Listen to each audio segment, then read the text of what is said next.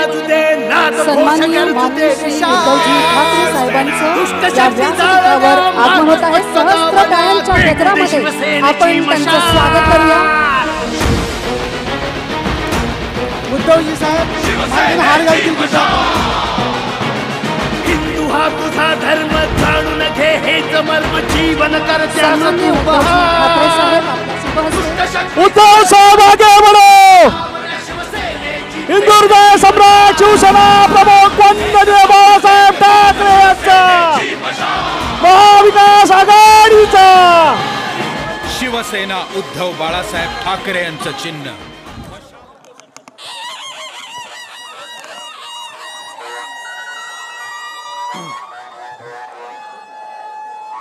जमलेल्या माझ्या तमाम महाराष्ट्रप्रेमी बांधवांनो, भगिनी आणि मातांनो, यावेळेला जिंकणार का नक्की? कारण गेल्या वेळेला गर्दी खूप होती. मी तुम्हाला वचन द्यायचं माझं काम केलंय, याही वेळेला करतोय. या वेळेला आपले 2 उमेदवार आहेत, या दोन्ही या.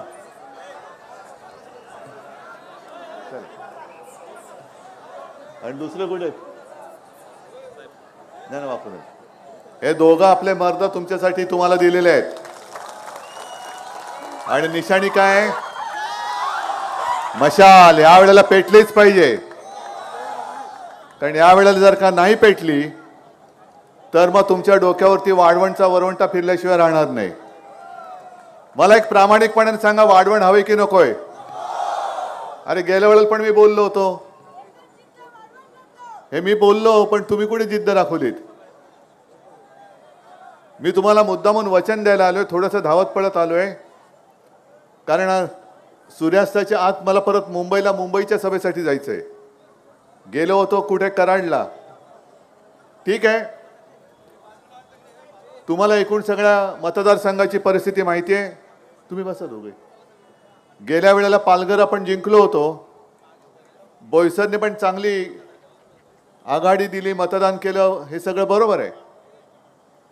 पालघरमध्ये विशेषतः ज्या एका घराण्याचा मान आदर मी ठेवला होता, चिंतामणरावांचं घर, श्रीनिवासला आपण निवडून दिलं. श्रीनिवास तिकडे गेला आणि आता श्रीनिवासचा वापर करून कसा फेकलाय तो बघा. हीच त्यांची वृत्ती आहे, वापरा आणि फेका. आता सुद्धा इकडे कितीतरी मोठ्या संख्येने महिला आल्यात, तुम्हाला खरंच मनापासून धन्यवाद देतोय. कारण अनेक जणांच्या मनामध्ये एक धाकधूक आहे की लाडकी बहीण 1500 दिले म्हणजे तुम्ही त्यांना मतं दिलीत का? 1500 मध्ये घर चालतंय?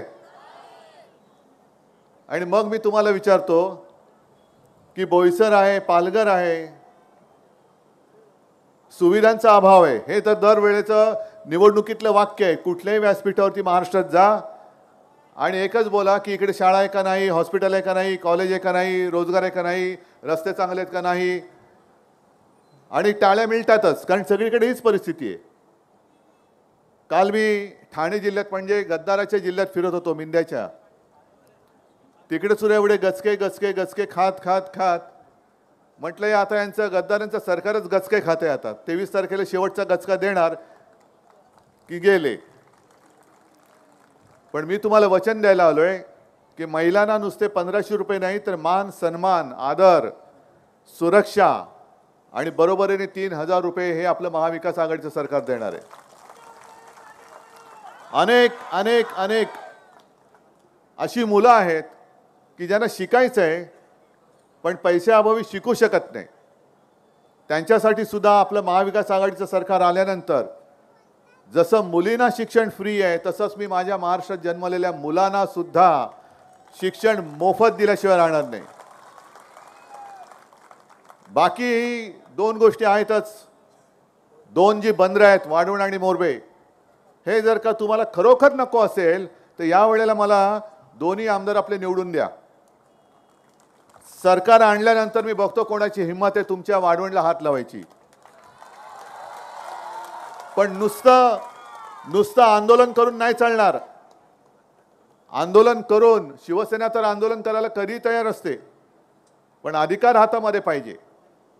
जसं लोकसभा निवडणुकीच्या वेळेला मी आलो होतो आणि मी तुम्हाला वचन दिलं होतं. निकाल लागल्यानंतर मला असं वाटलं की अरे मी एकटाच बोलतोय, पण इथल्या लोकांना पाहिजे की काय बंदर.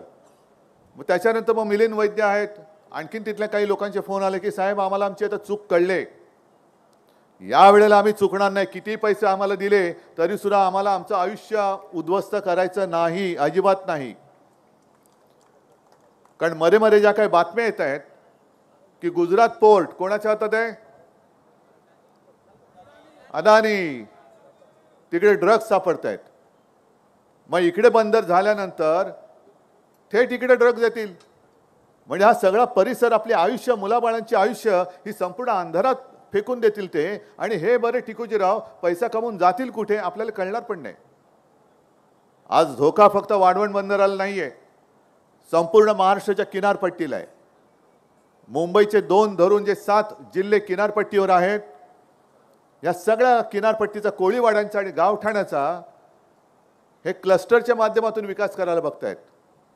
क्लस्टर म्हणजे काय, जसं झोपडपट्टी विकास आपण करतो की सगळ्यांनी एकत्र करून उंच बिल्डिंग बांधून त्याने द्यायचं त्याच्यात टाकून, की बाकीच्या जागेवरती बिल्डर त्यांचे टॉवर उभारून पशार. मग कोळीवाड्यांना माझं जे काय अस्तित्व आहे, कोळीवाड्यांची जी काय ओळख आहे ती पुसून टाकण्यासाठी या महाराष्ट्र द्रोह्यांना आपण मत देणार आहोत.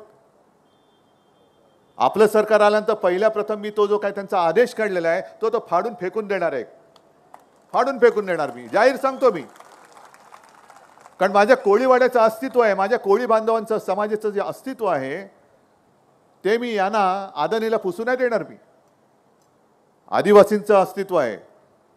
अगदी आपले आदिवासी म्हटलं तर काळूराम काकांचा उल्लेख हा केलाच पाहिजे, कारण त्यांची आठवण काढल्याशिवाय तो विषयच पूर्ण होत नाही.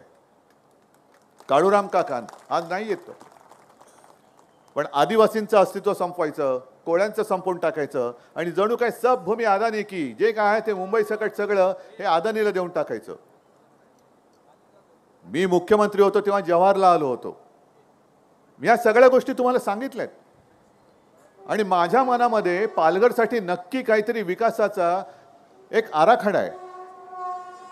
मला अकॅडमी वाढवण बंदर होऊ नाही देणार, अजिबात होऊ देणार नाही. जर तुमची ना असेल तर कोणी किती मोठा आला तरी मी आपलं सरकार आल्यानंतर वाढवण बंदर आणि मोरबे बंदर होऊ देणार नाही म्हणजे नाही.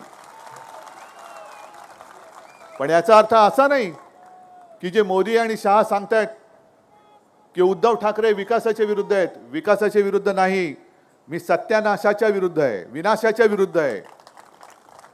मला माझ्या पालघरचा विकास करून पाहिजे. आणि पालघर हा खरंच सुंदर जिल्हा आहे. पालघर जिल्ह्यामध्ये किनारपट्टा आहे, जिकडे माझे कोळी आहेत, तिकडे छान पर्यटन येऊ शकतं. जव्हारसारखं ठिकाण आहे, तिकडे हिल स्टेशन होऊ शकतं. म्हणजे इकडे बंदर करण्यापेक्षा चांगली एखादी जागा बघून आपण एअरपोर्ट का नाही करायचं, विमानतळ करू आपण इकडे. येथील उद्योग येतील, उद्योजक येतील, पर्यटक येतील, चांगल्या सुविधा येतील, चांगली कॉलेज येतील, चांगल्या शाळा येतील. जे काही सगळ्यांचं चाललेलं आहे, मी आज येताना पेपरमध्ये वाचलं आणि भयानक आहे. पंकजा मुंडे बोलल्यात एका सभेमध्ये की भाजपचं काम म्हणे लय भारी असतं. महाराष्ट्रामध्ये साधारणतः 90,000 बूथ आहेत आणि त्या 90,000 बूथवरती विशेषतः पालघरचा परिसर आहे, पालघर, बोईसर आणि पूर्ण किनारपट्टी, जव्हार बिहार सगळीकडे. इकडे गुजरातमधून भाजपची लोक येऊन बसलेत आपल्यावरती, म्हणजे तुमच्यावरती लक्ष ठेवायला. गुजरातमधून येत आहे, रिसॉर्टमध्ये राहत आहेत. माझ्या गेल्या 4-5 दिवसामध्ये 10-15 वेळा बॅगा चेक केल्या, आता सुद्धा उतरल्या होती, केली कर. पण हे गुजरातमध्ये जे काही लोक आलेत ते काय शेव ढोकळा बिकळा काय घेऊन आलेत, फाफडं घेऊन आलेत. तपासलं त्यांच्या बॅगा. रात्री अपरात्री जातात कुठे, रात्री अपरात्रीचे हे फिरतात कुठे, कोणाच्या बैठका घेतात, काय वाटप करतायत. त्यांना विचारल्यानंतर, म्हणजे यांना नाही विचारलं, पेपरमध्ये वाचलं, ते म्हणाले आमच्याकडे अशी काय तक्रारच आली नाही. मग माझी काय तक्रार आली होती काय तुमच्याकडे की उद्धव ठाकरेची बॅग तपासा, ह्याच्या बॅगेत काहीतरी आहे म्हणून? माझ्या बॅगा तपासता आणि मग नाटक करायला तर ढोंग करतायत. अमित शहाची पण बॅग तपासली, मोदींची अजून तपासलीच नाही आणि तपासण्याची गरज नाही, कारण मोदींच्या बॅगेत मिळणार काय, नुसत्या थापा.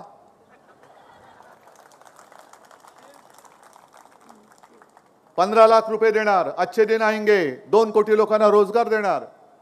या सगळ्या थापा थापा थापा नुसत्याच थापा, आणि त्या थापांसाठी बॅग उघडण्याची गरज नाही, त्यांच्या भाषणामधूनच त्यांच्या थापांच्या वाफा दिसत आहेत आम्हाला. पण आज संपूर्णपणे महाराष्ट्र निवडणुकीच्या वेळेलाच तुम्ही गुजरातची माणसं आणून तुमच्या नियंत्रणाखाली घेऊन बघत असाल, तर मग मराठी माणूस आणि आपला इथला भूमिपुत्र मेला की काय? का म्हणून आपण लाचारी करायची? काय म्हणून आपण दादागिरी सहन करायची? त्या कोल्हापूरच्या सुद्धा त्यांनी मला काहीतरी आव्हान दिले, महाडिक का? तर त्यांनी त्यांच्या सभेत सांगितलं की ज्या महिला आल्या त्यांचे फोटो काढून ठेवा, आणि महिलांना सांगितलं की तुम्ही पैसे आमच्याकडून घ्यायचे आणि जायचं महाविकास आघाडीकडे, हे नाही चालणार. 1500 रुपये तुम्ही काय तुमच्या वडिलांकडनं घेऊन देताय? हे माझ्या जनतेचे आहेत, तुमच्या हक्काचे आहेत. आणि महाडिकला मी प्रत्येक सभेमध्ये इशारा देतोय, तुमच्या समोर परत देतोय की इकडे बघ किती मोठ्या संख्येने माझ्या भगिनी आलेल्या आहेत. तू यांचा फोटो काढायचा प्रयत्न कर, बघ त्याच तुला कशा करतील, तुडवतील त्या. पण त्या पलीकडे जाऊन सांगतो की माझ्या एका जरी भगिनीच्या केसाला धक्का लागला तर मुन्ना तुझा हात मी उकडून फेकून दिल्याशिवाय राहणार नाही. ही बस झाली दादागिरी. आपल्याला बरीच कामं करायची आहेत. मी जसं तुम्हाला सांगितलं की मुलांना मोफत शिक्षण देणार आहे, महिलांना 3000 रुपये आपण देणार आहोत, अशा अंगणवाडी सेविकांचं मानधन वाढवणार आहोत. तसंच 25 लाखापर्यंत कॅशलेस मेडिकल सेवा देणार आहोत. पैशाशिवाय अडता कामा नये. शेतकऱ्यांना कर्जमुक्त करणार तर आहोतच, शेतकऱ्यांना हमखास भाव देणार आहोत, हमी भाव देणार आहोत. खूप गोष्टी करायच्या आहेत. पण एकदा तुम्ही सगळ्यांनी मला एकदा हात वर करून सांगा, नाहीतर मग हा विषय सोडून द्या. कारण ही निवडणूक, नाही माझा प्रश्न तर ऐका, ही निवडणूक जर का आपण हरलो आणि राज्यामध्ये आपलं सरकार आलं नाही, तर मग मात्र वाढवण असेल, मोर्बे असेल, तुमच्यावरती लादलं म्हणून समजा.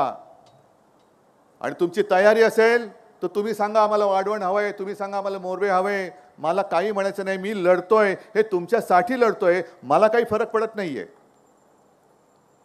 अदानी माझे कोण लागत नाही, माझे तुम्ही लागतात. कारण या कठीण काळात सुद्धा तुम्ही माझ्यासोबत राहिलेला आहात.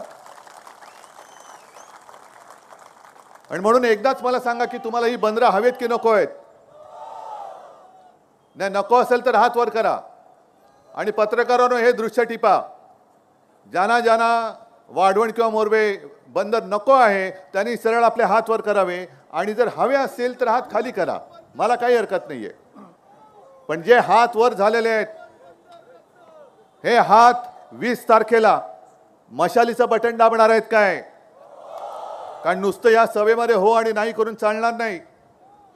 जर हा अन्याय तुम्हाला जाळायचा असेल तर तुम्हाला या दोन्ही उमेदवारांना मशाल, धगधगती मशाल हातात घेऊन हा अन्याय जाळून टाकावा लागेल. ही दादागिरी जाळून टाकावी लागेल. आणि हे एकदा तुम्ही जर का केलात तर पुढची जी काही वचनं आहेत, मग बंदर रद्द करण्याची जबाबदारी माझी आहे. मी देतो तुम्हाला वचन. तुम्हाला रोजगार देण्याची जबाबदारी माझी आहे. तुमचा विकास करण्याची जबाबदारी माझी आहे. चांगल्या सुविधा, हॉस्पिटल असेल, कॉलेज असेल, जे जे काय आहे, हे 2 आमदार जे मला सांगतील ते मी तुमच्यासाठी करण्याची जबाबदारी घेतली म्हणून समजा. आणि त्याचसाठी आज जरा आपली ही एक धावती भेट म्हणा, पण विजयी झाल्यानंतर मात्र मी पुन्हा एकदा तुमच्या भेटीला नक्की आल्याशिवाय राहणार नाही. आणि तेव्हा मात्र तुमच्या ज्या काही मागण्या आहेत त्या मला द्या. आघाडी सरकार आपलं आल्यानंतर त्या पूर्ण करून देण्याची जबाबदारी ही माझी आहे, हे वचन तुम्हाला देतो. आणि मुंबईच्या सभेसाठी आपली रजा घेतो. धन्यवाद. जय हिंद, जय महाराष्ट्र.